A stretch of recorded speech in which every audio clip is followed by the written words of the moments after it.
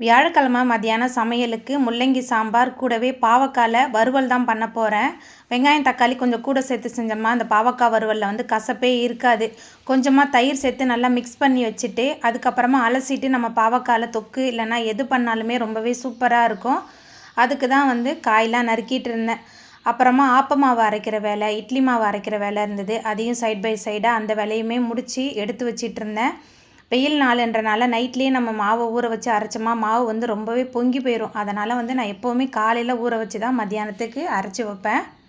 என்னோடய ஃப்ரெண்டு ஒருத்தவங்க ஃபோன் பண்ணி என்கிட்ட என்ன சொன்னாங்கன்னா, அவங்களுக்கும் பக்கத்து வீட்டுக்காரவங்களுக்கும் ரொம்ப நாளாக வந்து அவங்க இடத்துல வந்து அந்த வேலி பிரச்சனைன்னு சொல்லுவாங்கள்ல, கிராமத்தில் அந்த மாதிரி சண்டை வந்துக்கிட்டே இருக்குக்கா, நாங்கள் எவ்வளோ தாக்கா விட்டு கொடுத்து போகிறது அப்படின்னு சொல்லிட்டு இருந்தாங்க என்கிட்ட.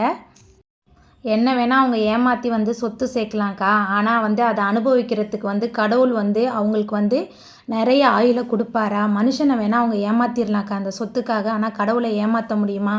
இந்த அளவுக்கு அவங்க வந்து என்னை ஏமாற்றிட்டு இந்த சொத்தை வந்து எந்த அளவுக்கு எவ்வளோ வருஷத்துக்கு வந்து அவங்க அனுபவிக்க போகிறாங்கக்கா அப்படின்னு சொல்லிட்டு ரொம்ப வருத்தமாக சொல்லிட்டு இருந்தாங்க.